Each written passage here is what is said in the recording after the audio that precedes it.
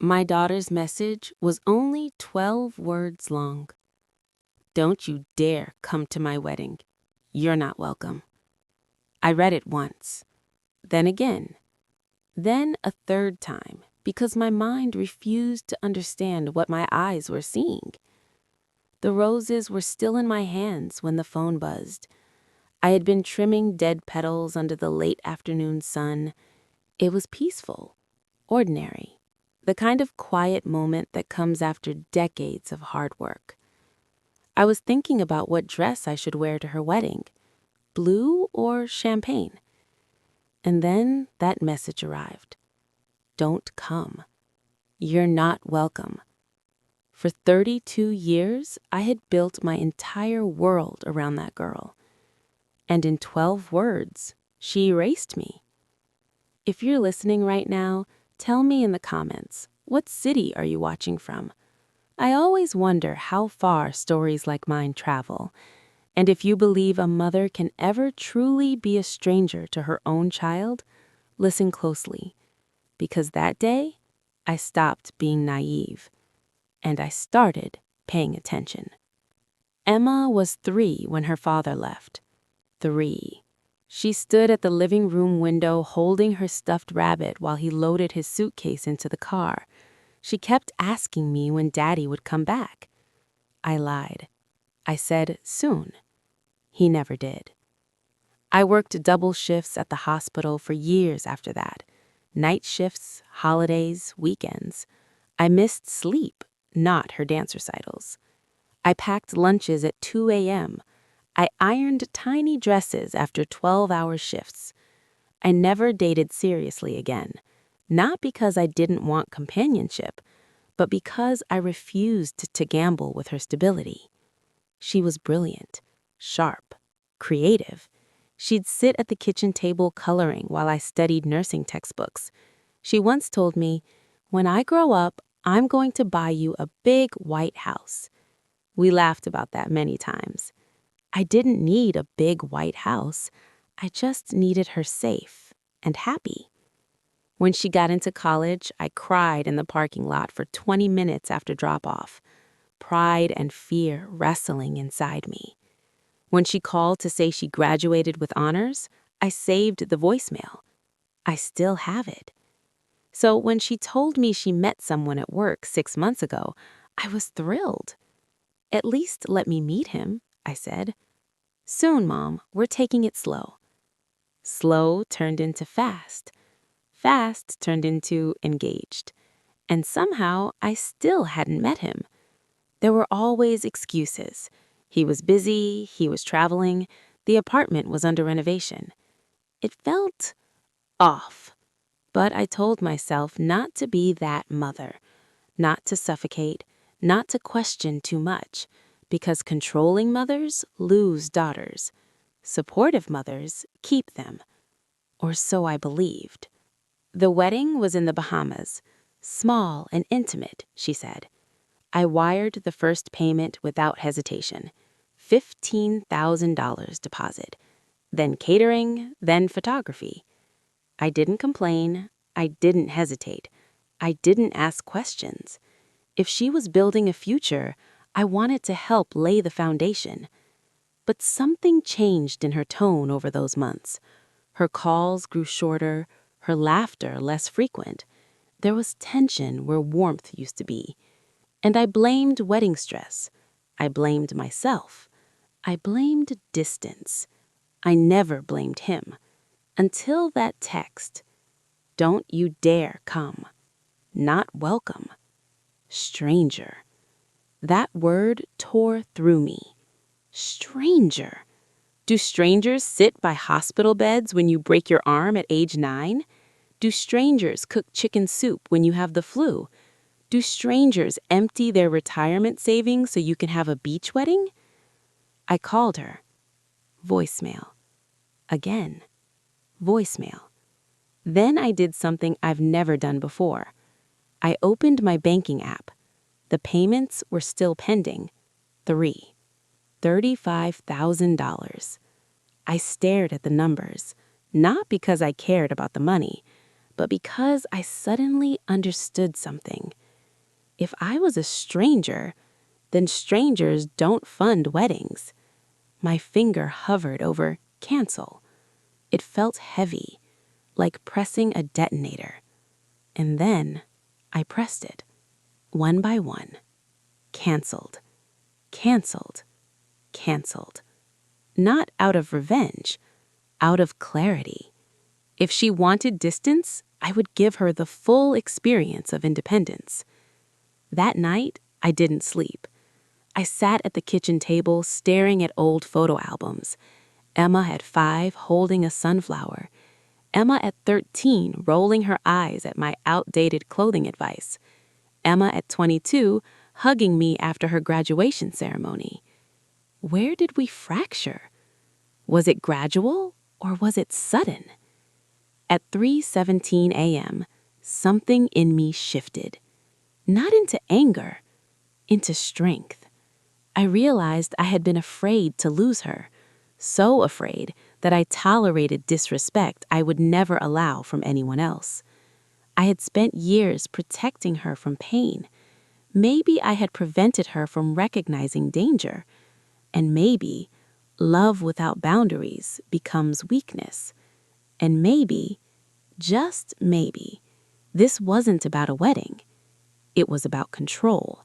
And I needed to understand who was pulling the strings. The next morning, there was a knock at my door. 3 sharp hits. Urgent. I opened it. Emma stood there looking exhausted, mascara smeared, eyes swollen. For 1 second, my instinct was to pull her into my arms. Instead, I stayed still. "Mom," she said. "What did you do?" Not, "I'm sorry." Not, "Can we talk?" What did you do? "The venue called," she continued. "The payments bounced. The wedding is in 3 weeks." So that's why she came. Not for reconciliation, for restoration of funds. "You told me not to come," I said calmly. "You said I was a stranger." "I was upset." "Were you?" She hesitated. And in that hesitation, I heard his voice. Invisible. Influential. Fear flickered across her face. Her phone buzzed. She glanced at the screen. Jake. Her entire body tightened.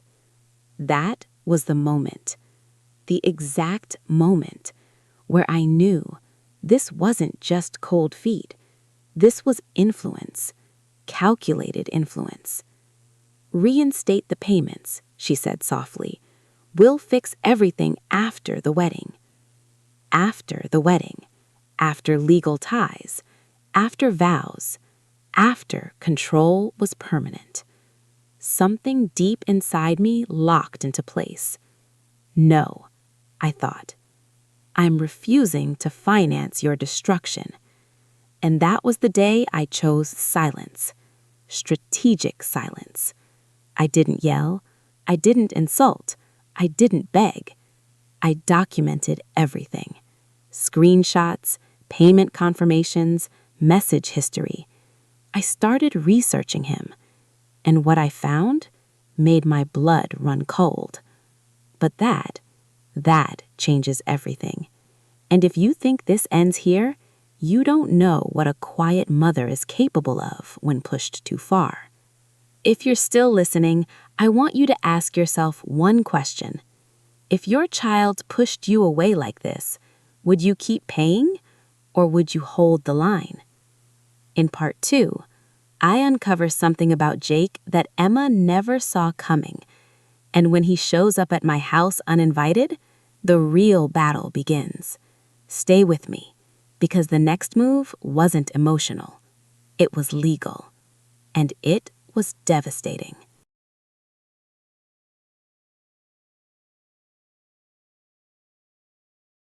The knock came 2 days later. Not rushed, not hesitant, confident, measured. 3 evenly spaced taps. I already knew who it was before I opened the door. Jake didn't look like a villain. That would have made things easier. He was polished, groomed, calm in that unsettling way certain men are when they believe they control the room before stepping into it. Tall, tailored suit, faint cologne, expensive watch displayed casually. He smiled, but the smile never reached his eyes.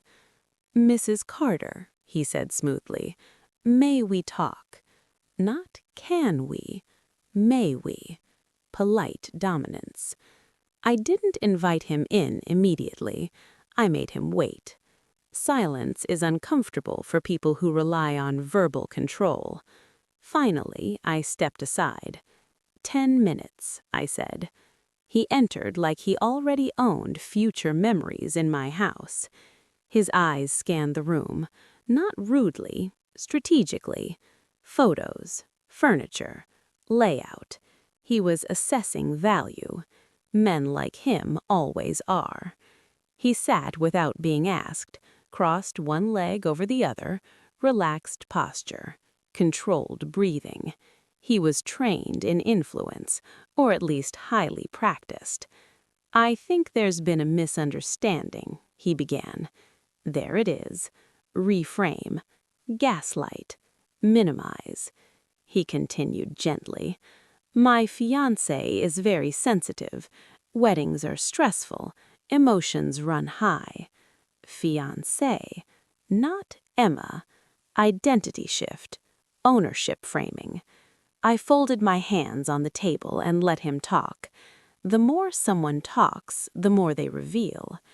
"You canceling the payments put her in a difficult position," he said. "Vendors are concerned. It's embarrassing." Interesting. Embarrassing. Not heartbreaking. Not emotionally devastating. Financial optics. Public perception. I nodded slowly.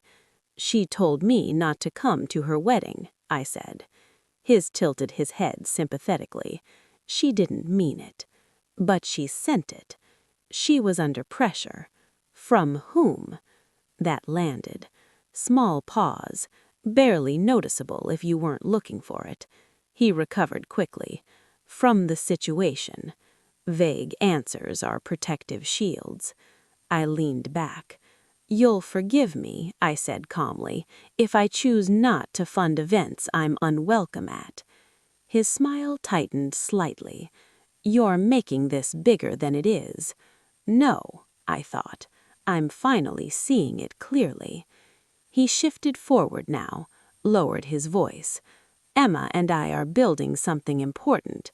Generational wealth, security, stability. She trusts me." Ah, there it is. Financial seduction. Ambition packaged as protection. "And what exactly do you do, Jake?" I asked softly. "Investment consulting." Specific vague. A favorite of men who don't want details verified. "For which firm?" He hesitated half a second too long. "Private clients," he replied. "Independent work. Unregulated. Convenient." I stood up slowly and walked to the mantel, picked up a framed photo of Emma at 9 years old, missing her 2 front teeth, grinning like the world hadn't introduced her to manipulation yet. "I used to cry when her goldfish died," I said quietly. He said nothing. "I once returned $1 she found on the sidewalk because she thought someone might need it." Still nothing. I turned back to him. "She doesn't disinvite her mother from her wedding unless someone convinces her it's necessary." His jaw tightened for the first time. Barely, but I saw it. "You're insinuating something dangerous," he said. "No," I replied evenly. "I'm evaluating it. There's a difference." He stood up now. The confidence posture returned. "If these payments aren't restored within 48 hours, there may be legal consequences. Verbal agreements were made." Threat, wrapped in velvet. I walked toward the front door and opened it. "Get off my property." For the first time, his composure cracked, only slightly, but enough. You're hurting your daughter, he said. No, I thought again. I'm saving her. He left without another word, but this was no longer emotional. This was procedural. That night I couldn't shake something. His watch. Platinum bezel. Limited edition. I recognized the model. My late husband had admired one years ago. It cost more than most cars. Investment consulting. At his age. Unlikely. So I did what I should have done months ago. I searched him. Full name, middle initial, past addresses, licensing records, business filings. Nothing. Not just little. Nothing.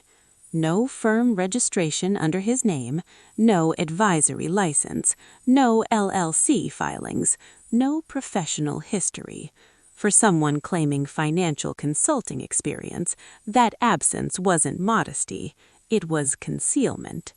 Then I ran a reverse image search on his professional photo Emma once showed me. Different name appeared, 3 states over, associated with a civil fraud case from 6 years ago, dismissed, settled quietly. Different last name, same face.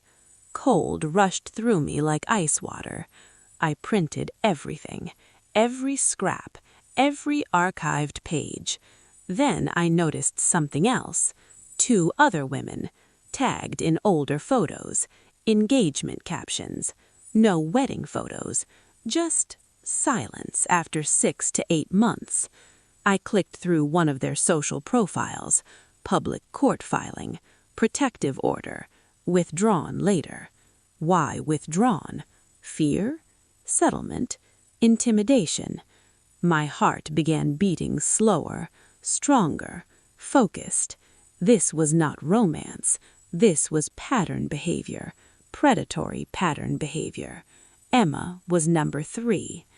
The next morning she didn't call, which meant one thing. He had control the narrative now. He would position me as unstable, overreactive, possibly jealous. Manipulators isolate, then they discredit. Classic progression. By noon I received a text from Emma. You're overstepping.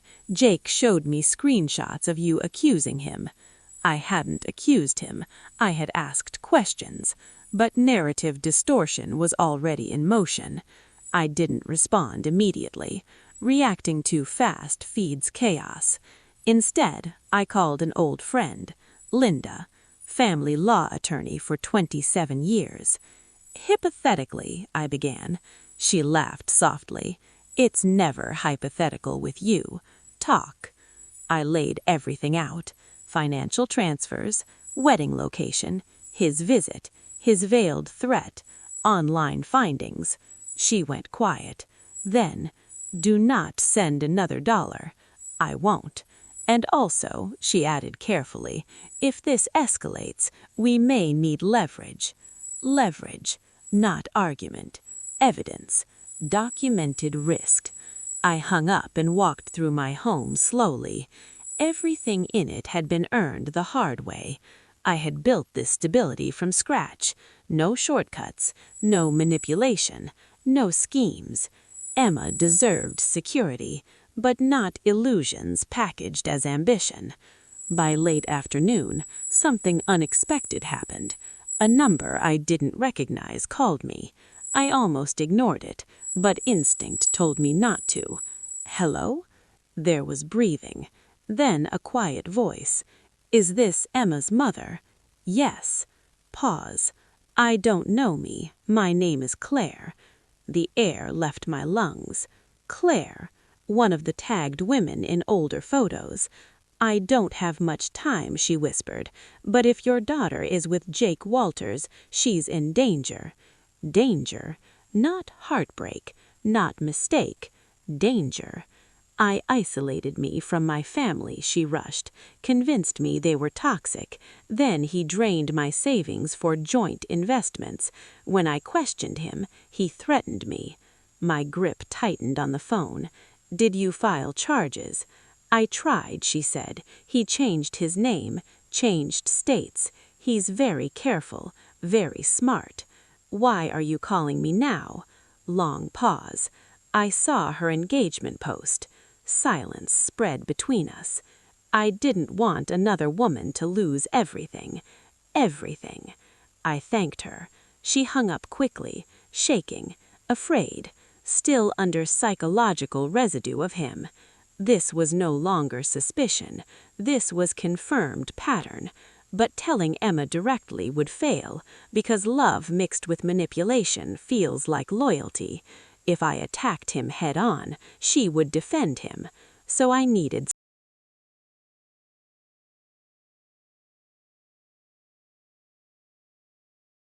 I didn't sleep that night. Not because I was afraid, because I was focused. There's a difference. Fear is chaotic. Focus is sharp. And I had moved beyond emotion. This was no longer about hurt feelings, no longer about wedding invitations. This was about a pattern. And predators rely on one thing more than charm: secrecy. The name Claire gave me echoed in my mind long after the call ended: Jake Walters. But 6 years ago, in the fraud filing I found, the name was different: Jason Waller. Small shift, same initials, same face, different signature. I printed both side by side. It wasn't coincidence. It was adaptation. Predators shed names the way snakes shed skin. What they don't shed is behavior. The next morning, I drove to the county clerk's office, not because I expected magic, because paper trails don't lie. Under Jason Waller, I found something small but critical: a dissolved LLC, filed 3 months before that civil suit appeared. The address? A rented office that no longer existed. The listed business partner? A man named Daniel Price, the same private associate Emma had casually mentioned once. The air felt thinner. Daniel Price. I searched him too. 2 bankruptcies. 1 failed crypto startup. 1 pending small claims case. Everything structured in short bursts of existence. Open company, move money, close company, disappear, reset. Same pattern, different state. I sat in my car staring at the building. This wasn't impulsive love. This was coordinated, structured, practiced. Emma wasn't marrying a man. She was walking into a system. And then something shifted inside me. Not rage, clarity. I stopped thinking like a mother for a moment. I started thinking like prey who had learned the hunter's rhythm. Jake's timeline was consistent: 6 to 8 months. Engagement phase, financial merging conversations, joint investment opportunities. Then, urgency. Speed creates dependency. Dependency creates isolation. Isolation kills outside perspective. I pulled up Emma's last few messages in my mind. You worry too much. You don't understand him. He's building something big. Scripted defense, not spontaneous. He had prepared her responses. 3 days passed with silence. No call, no text. Isolation complete. Then, late afternoon, my doorbell rang again. Different knock. Rapid. Nervous. I opened it. A woman stood there clutching a folder to her chest. Mid-30s, exhausted eyes, determined posture. Are you Emma's mom? She asked. Yes. She swallowed hard. I'm Melissa, the 3rd woman from the old engagement photos. I stepped aside immediately. This time, no hesitation. She didn't sit right away. She paced, hands trembling. I didn't want to come, she admitted. He's very convincing when he decides someone is unstable. That sentence told me everything. Reputation sabotage. And you were engaged? I asked gently. For 7 months. What happened? She opened the folder. Bank statements, wire transfers, crypto wallets, contracts printed in sleek formatting with impressive language. I invested $82,000, she said. The number didn't shock me. The tone did. It was empty, hollow, like someone who had already grieved something bigger than money. He told me my parents were trying to control me. He encouraged me to cut them off temporarily, to focus. Focus. Such an innocent word. Weaponized. When I asked about returns, he said market conditions were volatile. When I asked again, he got cold, threatened to expose private conversations. Leverage through shame. Classic. Did you go to the police? I asked gently. Yes, but nothing concrete links to him directly. It was structured through Daniel's LLC. Daniel Price. There it was again.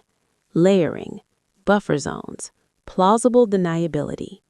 He's careful, Melissa said. He never signs anything personally. Of course he doesn't.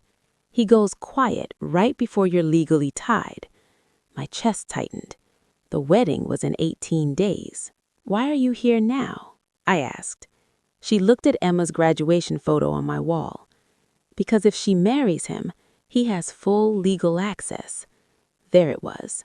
Not engagement access, marriage access, shared accounts, shared debt, shared liability.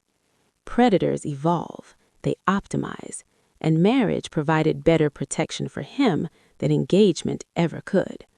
Melissa handed me a small flash drive.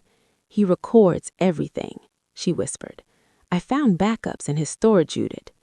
Storage unit, physical location, concrete evidence. He didn't know I copied some files before I left.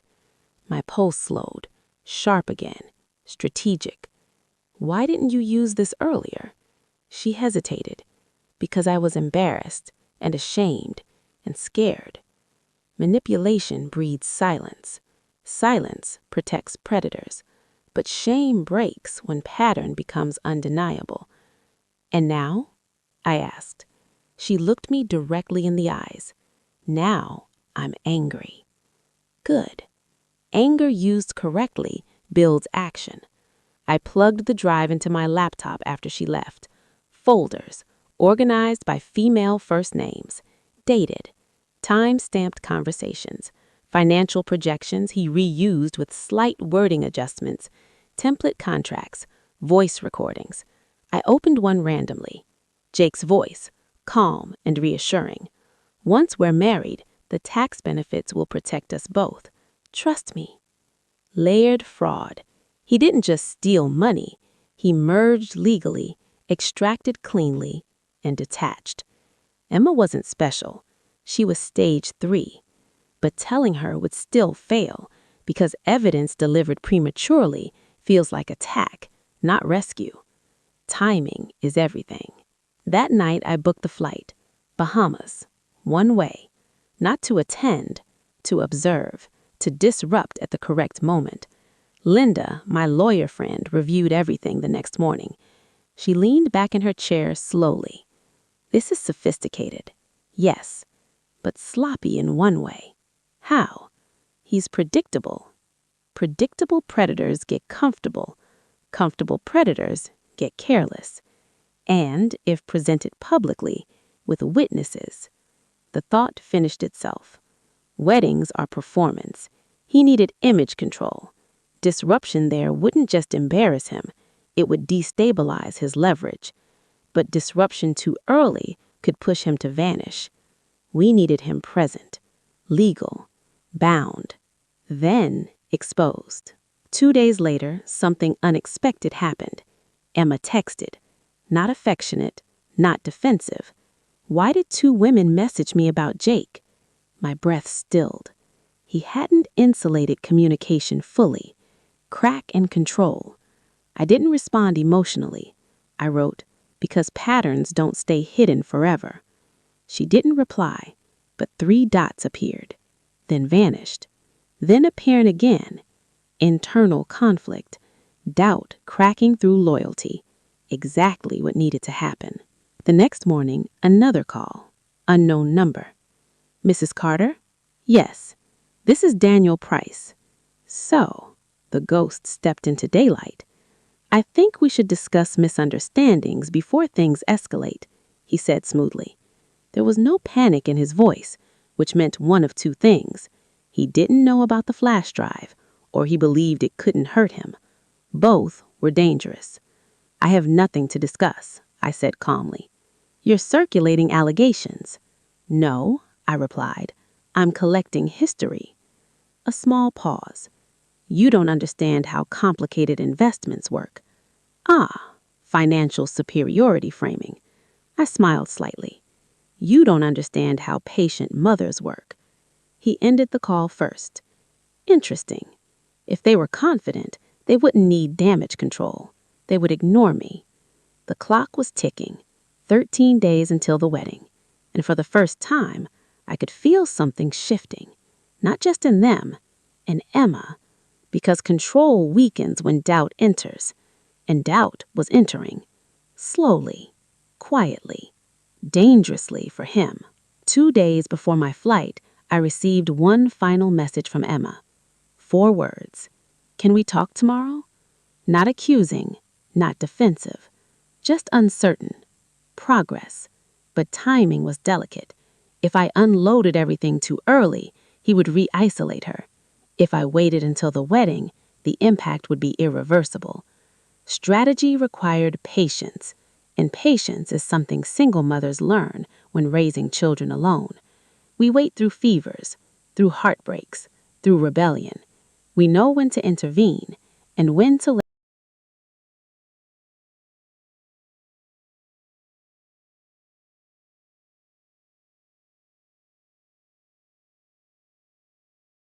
There are moments in life when the world tilts.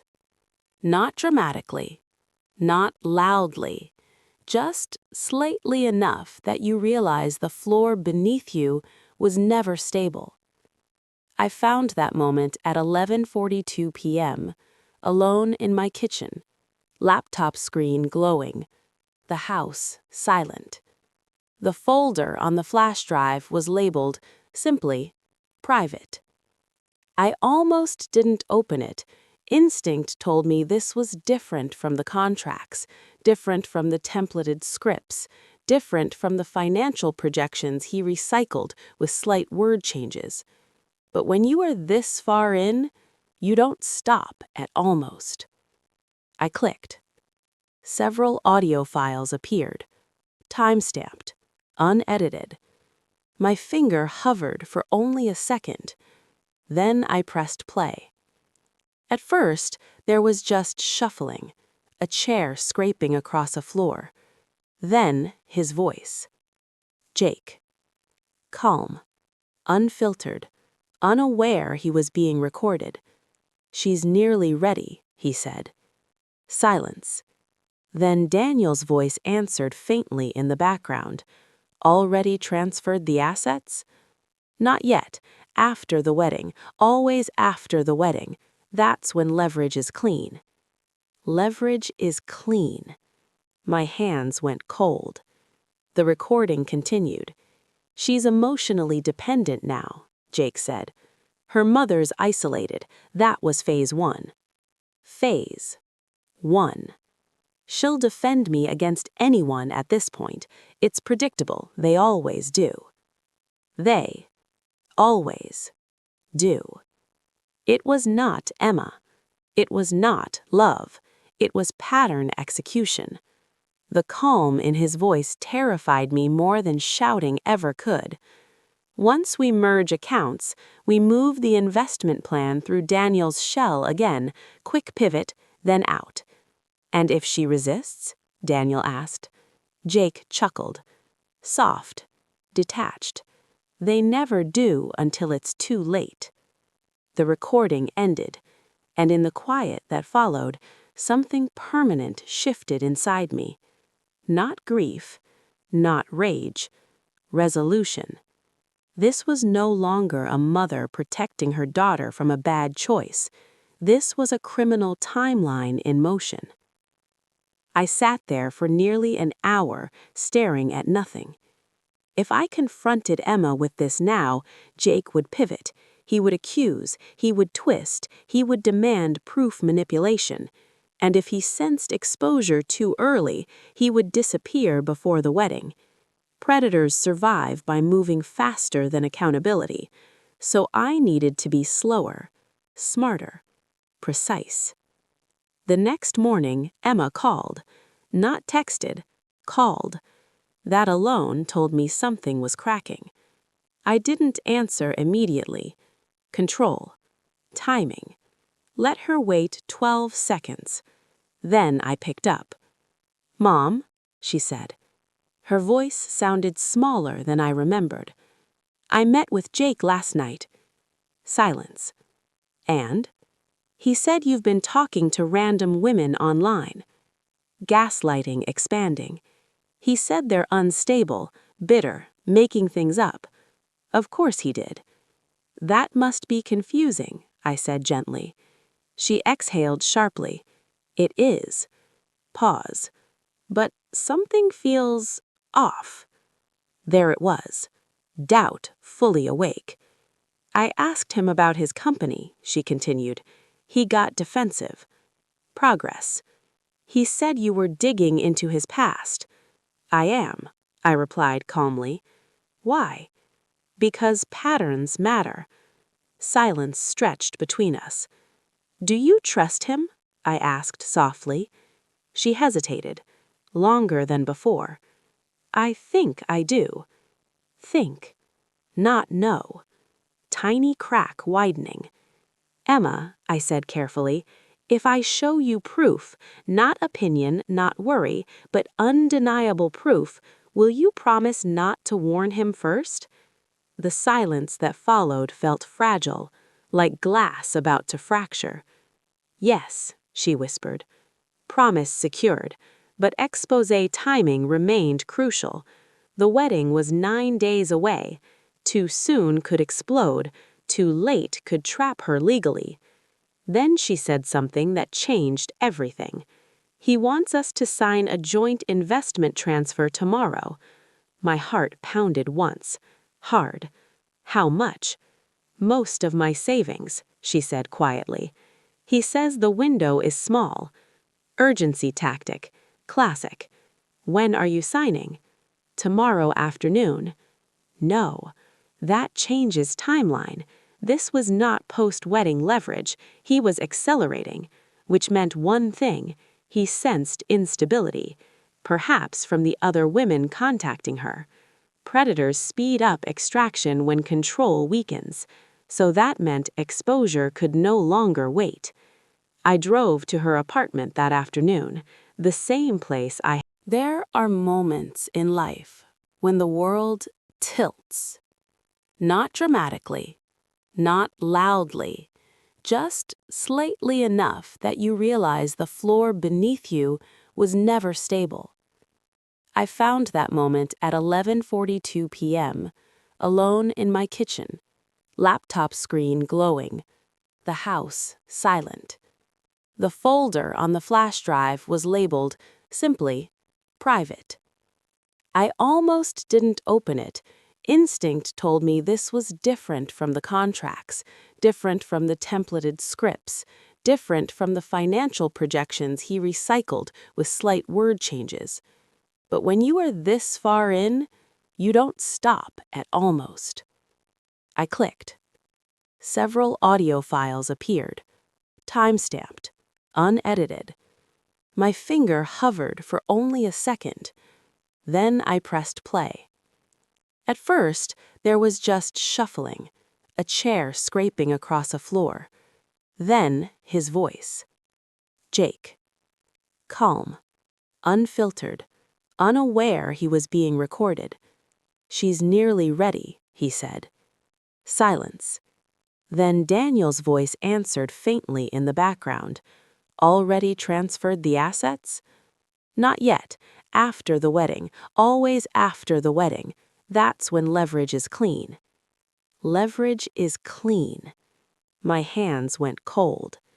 The recording continued. "She's emotionally dependent now," Jake said. "Her mother's isolated. That was phase 1. Phase 1. She'll defend me against anyone at this point. It's predictable, they always do. They always do. It was not Emma. It was not love. It was pattern execution. The calm in his voice terrified me more than shouting ever could. Once we merge accounts, we move the investment plan through Daniel's shell again, quick pivot, then out. And if she resists? Daniel asked. Jake chuckled. Soft, detached. They never do until it's too late. The recording ended, and in the quiet that followed, something permanent shifted inside me. Not grief, not rage, resolution. This was no longer a mother protecting her daughter from a bad choice. This was a criminal timeline in motion. I sat there for nearly an hour, staring at nothing. If I confronted Emma with this now, Jake would pivot. He would accuse, he would twist, he would demand proof manipulation. And if he sensed exposure too early, he would disappear before the wedding. Predators survive by moving faster than accountability, so I needed to be slower, smarter, precise. The next morning, Emma called. Not texted, called. That alone told me something was cracking. I didn't answer immediately. Control. Timing. Let her wait 12 seconds. Then I picked up. "Mom," she said. Her voice sounded smaller than I remembered. "I met with Jake last night." Silence. "And?" "He said you've been talking to random women online." Gaslighting expanding. "He said they're unstable, bitter, making things up." Of course he did. "That must be confusing," I said gently. She exhaled sharply. "It is." Pause. "But something feels off." There it was. Doubt fully awake. "I asked him about his company," she continued. "He got defensive." Progress. "He said you were digging into his past." "I am," I replied calmly. "Why?" "Because patterns matter." Silence stretched between us. "Do you trust him?" I asked softly. She hesitated, longer than before. "I think I do." Think. Not know. Tiny crack widening. "Emma," I said carefully, "if I show you proof, not opinion, not worry, but undeniable proof, will you promise not to warn him first?" The silence that followed. Control is oxygen to men like Jake. Take it away, and they don't breathe quietly. They react. The call I made 2 nights earlier wasn't emotional. It was strategic. When Melissa handed me that flash drive, I didn't just review it. I duplicated it. 3 copies. 1 stayed with me, 1 went to Linda, and 1 went to someone Jake never planned for. Detective Harold Brenner, Financial Crimes Division, retired now, family friend for 20 years. Men like Jake fear the courtroom, but they fear investigators more, because investigators don't argue, they trace. When I called Harold and summarized the evidence, he didn't gasp, he didn't react dramatically. He asked only 3 questions. Has money moved yet? No. Is there a wedding with witnesses? Yes.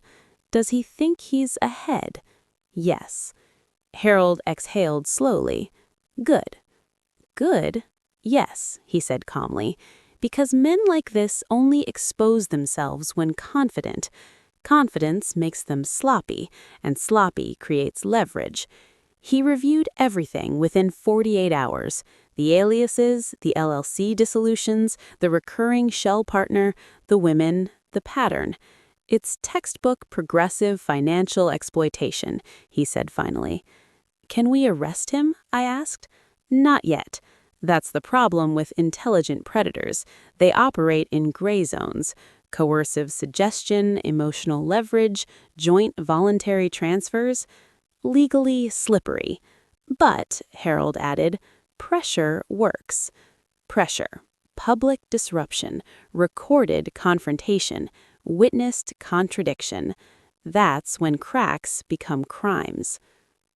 Meanwhile, Jake had accelerated the wedding by 3 days. 3. No family scheduling reason, no vendor availability crisis, just urgency. Emma pretended to be compliant. She delayed the joint transfer by claiming bank processing hours. He didn't like that. She could feel it, the warmth in his tone thinning, the gentle patience fading. "You're tense lately," he told her. That's manipulation language for "you're not following script." Emma responded the way we planned.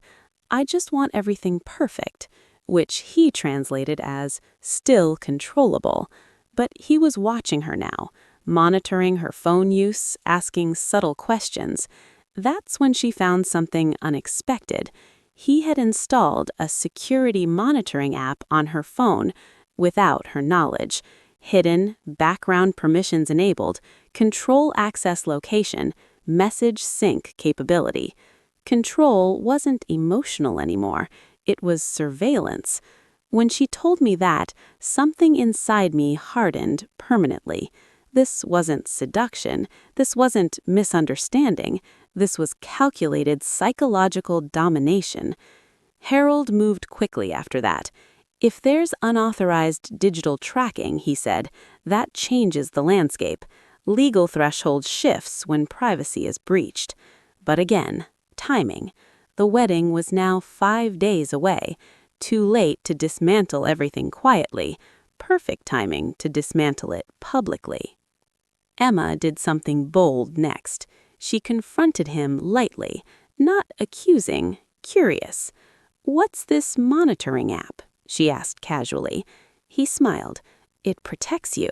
"From what?" He had no specific answer. "You don't trust me?" he asked softly. Classic reversal. She played confused. "I just didn't know about it." His tone shifted slightly.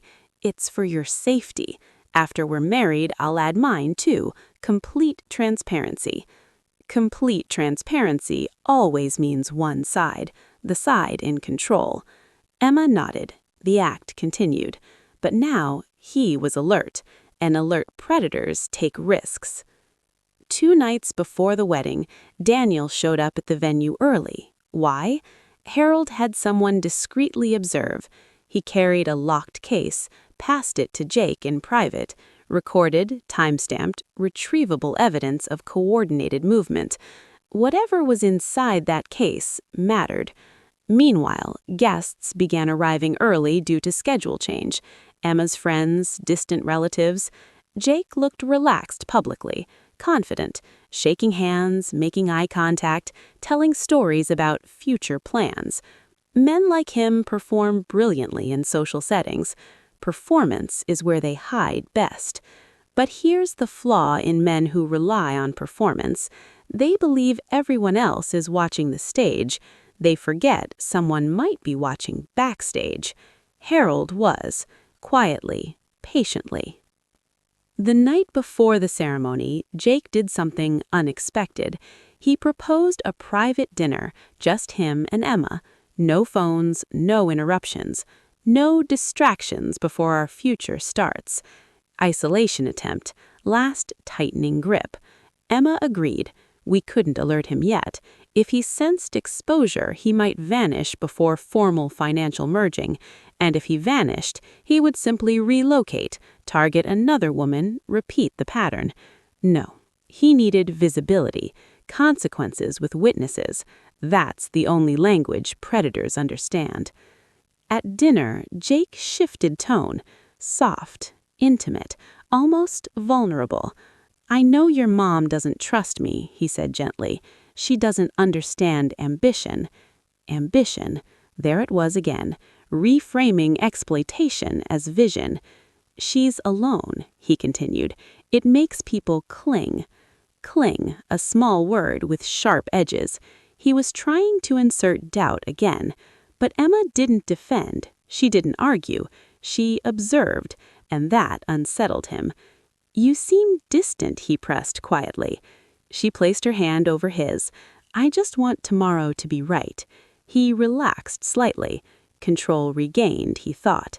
But when she leaned over to kiss his cheek, she noticed something chilling. His phone, unlocked on the table, message notification from Daniel.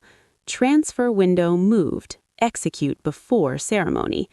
Execute before ceremony. Financial extraction before legal binding. So if marriage stalled, money would still move. Two-layered protection. Emma memorized the phrase and kept smiling. That night she didn't sleep. Neither did I. At 5:30 a.m., Harold called. "They're moving something today," he said. The bank flagged a provisional, high-value pending transfer linked to Daniel's account. It hadn't cleared yet, but timing was obvious. Wedding day, chaos, emotion, distraction. Predators love chaos. That's when signatures get rushed. Emma texted me at 7:12 a.m. "He wants to stop by the bank before the ceremony." Of course he does. Final consolidation. Harold spoke clearly. If that transfer completes, criminal threshold increases, which meant we let him attempt it. Paper trail matters. By 10 a.m., the venue was filled with flowers, white fabric, soft music. Emma stood in her bridal suite, dress hanging, veil untouched. Jake knocked gently on the door. He wasn't supposed to see her before the ceremony, but rules bend for controlling men. "I just need 5 minutes," he said softly. She let him in. He looked perfect, smiling, composed, but in his eyes, calculation. "I've moved the transfer slot to noon," he told her casually. "We'll stop by on the way."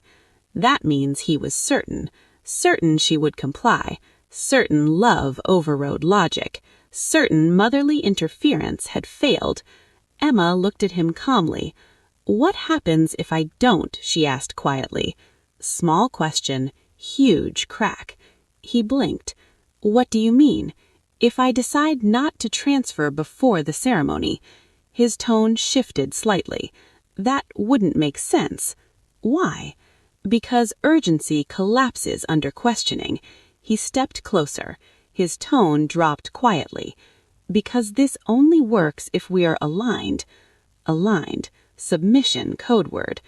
"And if I need more time?" she pressed. His jaw tightened, and for the first time, control slipped. "You're making a mistake," he said sharply. Not angry, cold, predictable script breaking. "I've invested months into this." Invested months. Not loved, not committed. Invested. There it was, raw, unfiltered. Emma stepped back slightly, and that subtle movement shifted the dynamic. He saw it, realized it, and understood something was wrong. "Has your mother spoken to you?" he asked slowly. She didn't answer, and silence is confession to manipulators. His eyes hardened. "You don't know what you're risking," he said quietly. Oh, but she did, and so did we, because what he didn't know, what he couldn't see, was that 3 people inside that venue were not guests. They were waiting, watching, and recording. Because when a predator believes the ceremony secures victory, that's when exposure cuts deepest.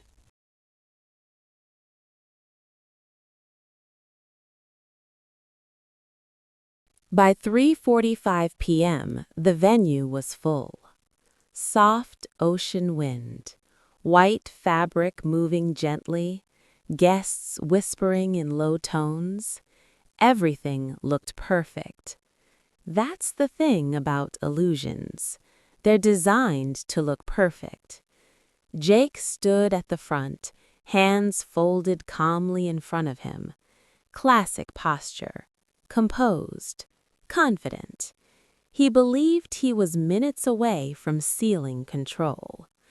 Emma stood behind the closed doors of the bridal suite, still, focused, not crying, not panicking, focused.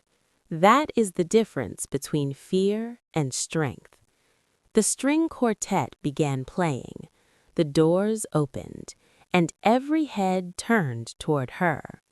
She walked slowly down the aisle, measured steps, soft expression, eyes steady. Jake smiled, that practiced smile, the one he uses when he believes he's winning. But he couldn't see what had already changed. 3 rows back on the left sat Harold, not in uniform, not official, just watching. 2 seats behind him sat a man from the Financial Crimes Department, undercover. On the other side of the aisle sat Linda, calm, ready. And in my purse were printed transcripts, audio copies, bank alerts, notarized statements. Jake believed the ceremony was the final move. He didn't realize it was the setup. Emma reached the altar. The officiant began. Dearly beloved. Jake squeezed her hands gently. Signal, reassurance, ownership. She didn't squeeze back. Small detail, big meaning. The ceremony progressed normally at first. Vows spoken, smiles exchanged, guests relaxed. And then, "We are gathered here today," the officiant continued, "to unite—" Emma raised her hand gently. "Before we continue," she said clearly. Murmurs spread instantly. Jake turned toward her slowly, expression controlled, but his grip tightened. "What are you doing?" he whispered quietly. She didn't look at him. She looked at the guests. "I need clarity before I make a permanent decision." The air changed. You could feel it, like pressure dropping before a storm. Jake's jaw tightened. "This isn't the time," he said softly through his teeth. "Actually," she replied calmly, "this is exactly the time." Public stage, witnesses, legal context, image control at risk. Predators panic when image fractures. She turned toward him fully now. "You asked me to transfer my savings this morning." Murmurs grew louder. Jake smiled slightly. "That's private." "No," she said evenly, "it's relevant." His eyes flickered quickly toward the crowd, assessing, calculating. You could see it happening, and that was the first visible crack. "My question is simple," Emma continued. "Why was the transfer scheduled before the ceremony?" Silence. Jake adjusted his stance. "For efficiency." "For efficiency for what?" "For our future."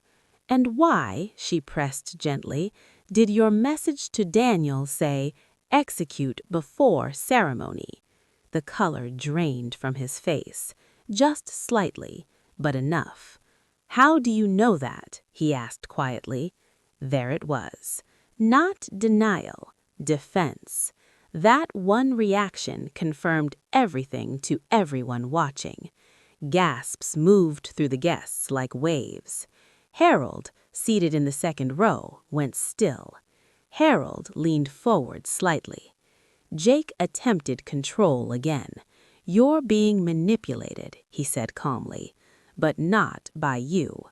Public reversal attempt. Classic. Emma inhaled slowly. "I heard the recording." The word recording hit the air like a hammer. Jake's eyes sharpened. For 1 second, pure anger surfaced, raw, ugly, unfiltered. Then it vanished, replaced with smoothness again. "There are no recordings," he said confidently. And then I stood up. He saw me, and in that moment, he understood something dangerous. I wasn't alone. I walked slowly, not rushed, not dramatic, calm. When calm walks into chaos, chaos loses ground. "Actually," I said clearly, "there are." I handed a transcript copy to the officiant, another to Harold, another to Linda. Jake turned toward Daniel instantly. Silent communication. Daniel shifted uncomfortably. Witnesses noticed. Predators rely on private communication. Public exposure breaks that tool. You isolated her, Emma said. You scheduled financial merges under urgency. Jake shook his head gently. You're confused. You told Daniel her mother's isolated. That was phase 1. That sentence echoed across the ocean breeze. Gasps now louder, whispers spreading fast. Phase 1. Jake's breathing changed. Very small shift, but visible. Controlled men hate losing narrative dominance. If you loved me, Emma said quietly, why was marriage the trigger point for asset transfer? He stepped closer, lowered his voice. This is a mistake. Threat tone returning, but too late. Harold stood up now, not aggressively, just present. And presence shifts power. Jake saw him. Recognition flickered. Now calculations changed. This was no longer social discomfort. It was potential legal exposure. Guests began standing, phones recording, control dissolving. Predators fear digital witness culture. You can't intimidate 100 cameras.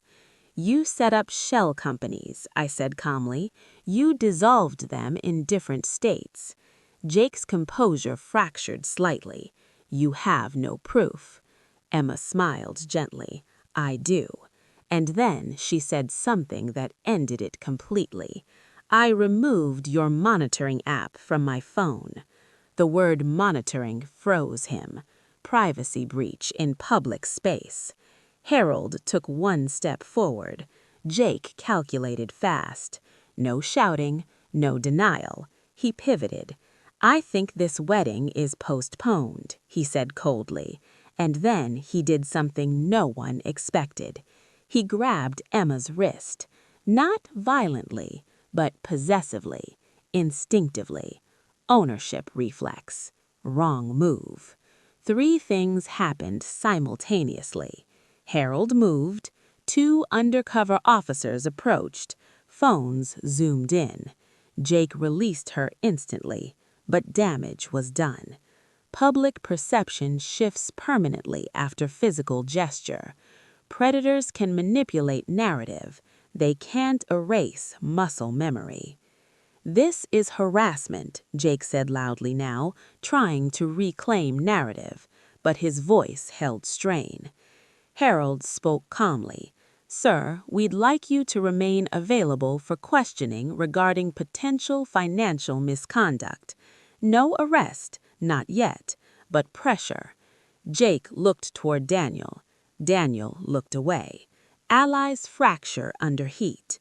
That's the thing about partnerships built on exploitation. They evaporate when accountability arrives.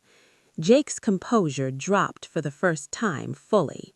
You don't know who you're dealing with, he said quietly. That wasn't a threat. It was fear disguised as pride. Emma stepped back from him, removed her ring, placed it into his hand. No, she said calmly, you don't know who you were dealing with. That silence that followed wasn't dramatic, it was decisive. This ceremony was over, but something bigger had just begun, because Jake was cornered, and cornered predators don't retreat quietly. As he was escorted toward the exit for questioning, he looked back at Emma one last time, and what I saw in his eyes wasn't surrender, it was calculation, which meant this wasn't finished, because men who build identities on control don't accept collapse easily. Jake didn't shout when they escorted him outside. He didn't resist. He didn't argue loudly. That's what separated him from reckless men. He adapted, even while losing. From the doorway, just before stepping out into the bright Bahamian sunlight, he turned back slightly, not toward Emma, toward me, and he smiled, not warm, not mocking, strategic, the kind of smile that says, "This isn't over." I've seen that look before, not in criminals, in surgeons, right before they cut. The guests were in chaos, whispers, phones, confusion, some embarrassed, some angry, but most stunned, because they had just watched a wedding collapse in real time. Emma stood motionless at the altar, not shaking, not crying, just processing. When illusion shatters publicly, there's a quiet in the soul that follows. I walked to her slowly. She didn't look at me immediately. "I almost married him," she whispered. "Yes," I said softly, "but you didn't. That difference matters." She exhaled slowly. Then she looked up, and for the first time since this began, I saw something stronger than confusion. I saw clarity. Harold and the 2 financial officers remained outside with Jake for nearly 30 minutes. No handcuffs, no spectacle, just conversation, documentation, identification, verification. Jake cooperated calmly, too calmly. When he finally re-entered the venue briefly to retrieve his jacket, the room went silent again. Everyone felt it, the tension. He walked in like nothing had happened, composed, balanced. He approached Emma one last time, not close enough to touch, close enough to hear. "You've just destroyed your future," he said quietly. Threat attempt, psychological reversal. Emma didn't flinch. "You mean yours," she replied calmly. That unsettled him more than accusation ever could have. But then he said something that landed harder. "I have documents too." Pause. "You signed intent forms." Emma's eyes flickered slightly. He noticed. Predators always notice micro-reactions. "You forwarded emails confirming participation," he continued softly. "You authorized discussion about pooled assets." He leaned in slightly. "Do you really want court scrutiny, Emma?"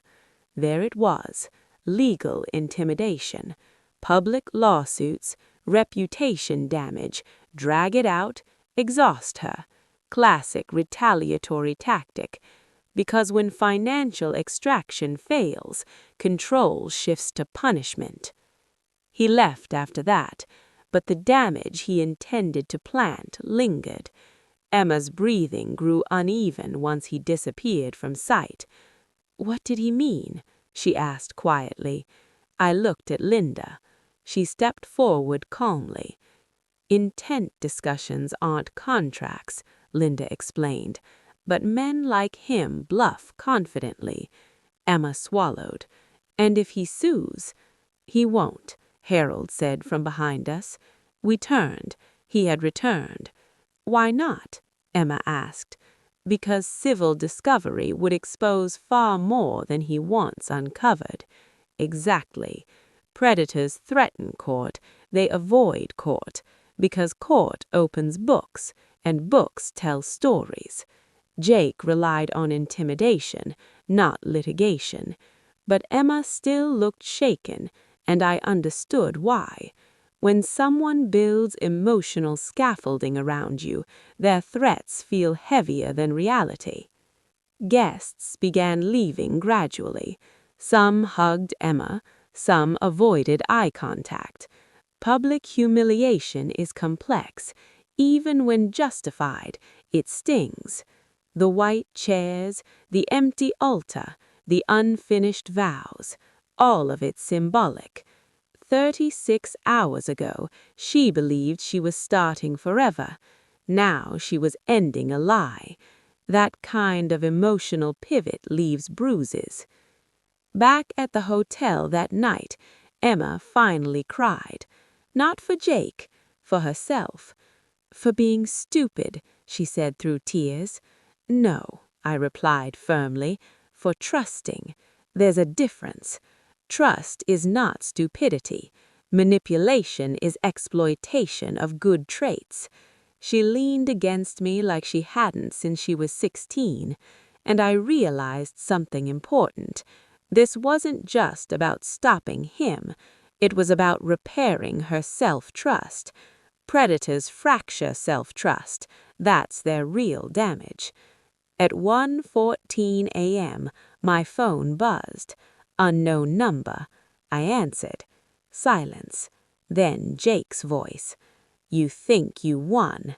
He sounded different now, less polished, more strained. I don't think this is about winning, I said calmly. It's about preventing loss. You should have minded your own business, he replied coldly. She is my business. He exhaled sharply. You've created enemies. Plural. Interesting choice. Is that a threat? I asked evenly. Just a reminder, he replied. You don't know how many people rely on me. Which meant network, possibly more victims, possibly accomplices. Harold suspected that. You recorded me illegally, Jake continued. No, I replied calmly. Your former fiancé did. Silence. That landed. So he didn't know which one. Good. Uncertainty destabilizes. You've interfered with financial negotiations, he said. They were fraudulent negotiations. You can't prove that. Try us. Long pause, and then the crack. You should worry about your financial accounts, he said quietly. Cyber threat implication, financial intimidation escalation. I didn't respond, because silence communicates readiness. He hung up first. Men like him always hang up first when they feel exposed. They need illusion of exit control. The next morning, Harold confirmed something important. Jake had attempted to contact 2 previous victims that late night. Damage control, likely warning them to stay silent, which meant pressure was working, because innocent men don't call old fiancés at midnight after exposure. By afternoon, news had spread locally. Not viral, not scandal level, but whispers existed. Jake had disappeared from the resort. Checkout complete. No forwarding details. Running. Linda smiled slightly when she heard. Men who plan to sue don't run. Exactly. But we weren't celebrating yet, because wounded predators are unpredictable. That's when Daniel made a mistake.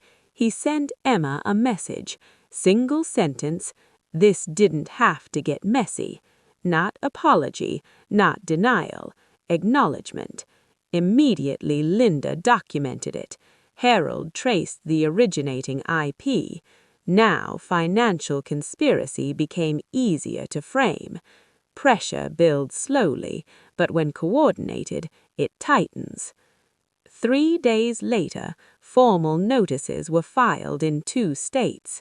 Quietly, no announcement, no press, documentation only, because predators deserve consequence, not drama. Emma packed her things from the shared apartment that week. Most of it had been hers anyway.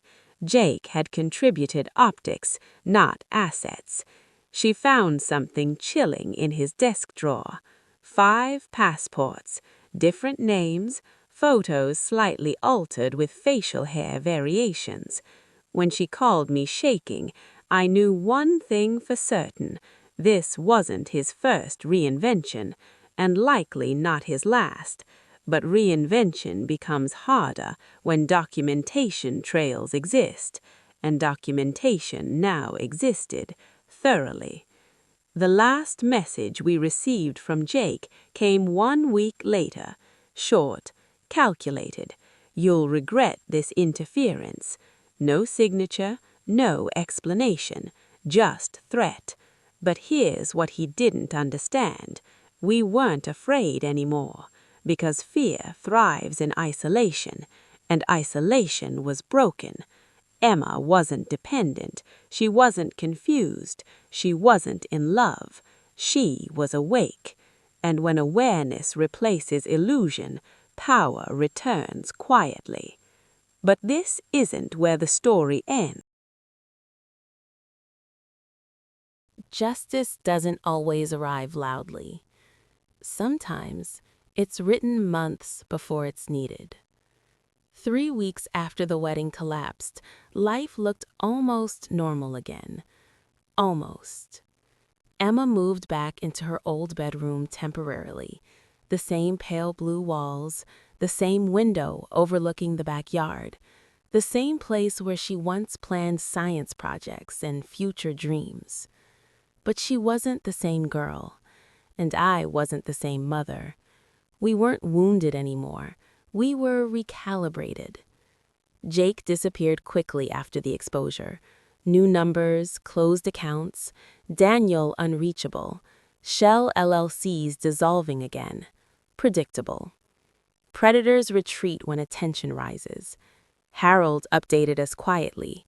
Multiple financial crime units are reviewing overlapping complaints. Not an arrest, not yet, but patterns don't disappear. They accumulate, and accumulation becomes evidence. But here's what Jake never knew. The day he came to my house the first time, polished suit, controlled smile, I did more than cancel the wedding payments. I activated a clause. 6 months earlier, when Emma first mentioned joint investments, something unsettled me. Not because she was investing, because she sounded scripted. So quietly, without telling her, I revised my estate plan. Not dramatically, strategically. I didn't cut her out, I protected her. It's something women who build everything alone learn. Never leave your legacy exposed to charm. The document was simple. If Emma married without a prenuptial agreement that protected inherited assets, her inheritance would move into a secured family trust, locked, inaccessible to spouses. And if evidence of financial coercion surfaced, control of that trust would temporarily transfer to me, until restored voluntarily. I prayed I would never need that clause. But the day I heard Jake say, after the wedding, that's when leverage is clean, I thanked every instinct I ever trusted. Because inheritance wasn't his real goal. It was generational access, long-term extraction, respectable theft. And he never knew the vault would have been sealed shut the moment vows were spoken. Emma didn't know about the clause at first. I told her 2 weeks after everything ended. We were sitting at the kitchen table, morning light, coffee untouched. I made a change to my will, I said carefully. She looked up. Before the wedding. Confusion flickered. What kind of change? I explained calmly, no dramatics, no guilt language, just protection. When I finished, she stared at me quietly for a long moment. You didn't trust me? She asked softly. No, I didn't trust who had influence over you. That landed differently because now she understood influence, control, isolation, scripted loyalty. After a long pause, she nodded slowly. That makes sense, she said. And then she surprised me. Keep it like that. Not defensive, not offended, grateful. Growth feels like that. Quiet acceptance of protection. 3 months passed. Investigations deepened. 2 additional women came forward after hearing whispers about the interrupted ceremony. Patterns aligned. Financial transfers mapped. Daniel attempted distancing statements. Failed. Eventually, quiet warrants were issued across state lines. No dramatic arrest scene, no media storm, just coordinated retrieval. Jake was located in Nevada under yet another modified name. Clean-shaven, new city, new target already forming. Predators rarely rest. But this time, documentation preceded reinvention. Harold called me the morning they picked him up. He thought he could negotiate, he said dryly. They always do.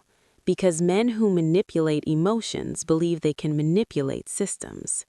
He underestimated one thing: paper trails and patient women. But the real closure didn't come from his arrest. It came one evening in late autumn. Emma and I were walking through the backyard, leaves falling, air crisp. "I was so sure," she said quietly. "I know. He made me feel smarter when I agreed with him."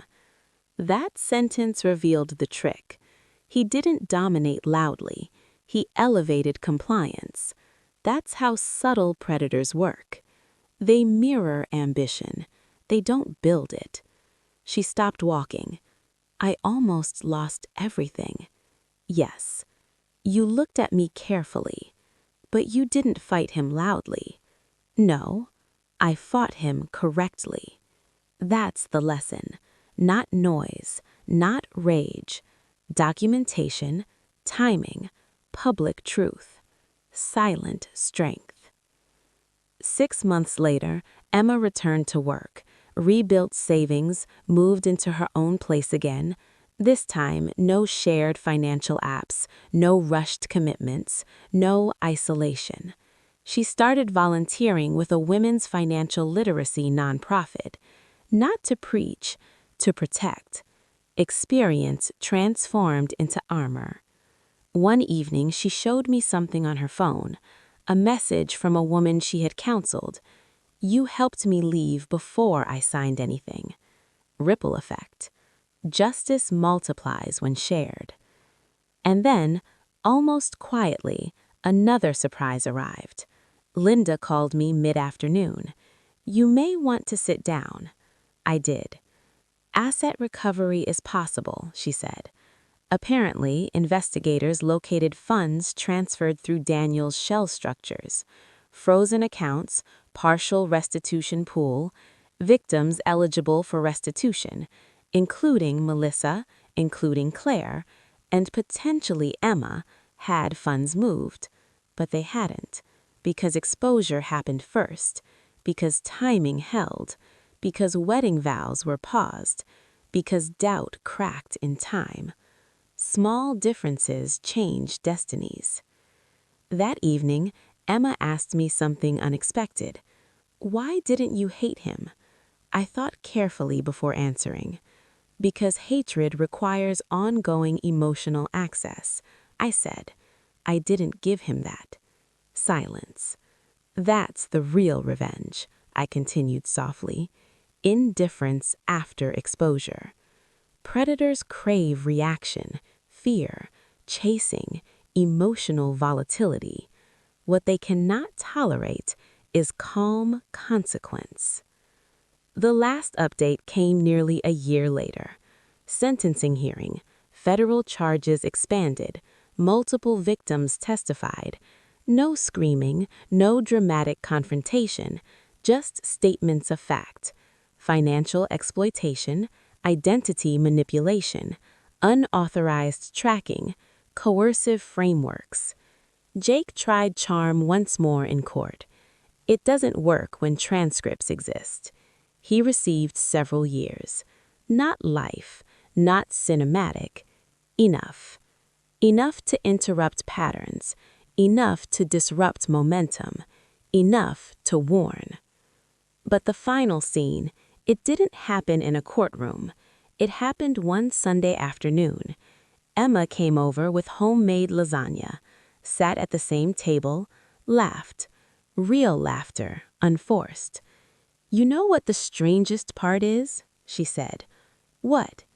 "Is that I thought losing him meant losing my future." I smiled gently, but it was the opposite. Exactly. Sometimes what feels like destruction is correction. And about that clause, it's still in place, not because Emma lacks judgment, but because protection isn't distrust. It's wisdom accumulated. And one day, when I'm gone, that trust will release to her, fully, untouched, unexploited, intact. Jake wanted leverage after the wedding. What he didn't know was that leverage works both ways. And the quiet mother he underestimated never needed to shout, because strength doesn't beg. It doesn't chase. It doesn't panic. It prepares. And when the moment comes, it simply closes the door, softly. If you've stayed with this story from the beginning, ask yourself something quietly. Have you ever ignored a red flag because you wanted love to be true? Strength isn't never falling. It's rising correctly. And if you believe silence can be more powerful than noise, then you already understand this story. The wedding never happened, but freedom did. And sometimes that's the better vow. Tell me in the comments, what was the first red flag you noticed? Because recognizing them early can change everything.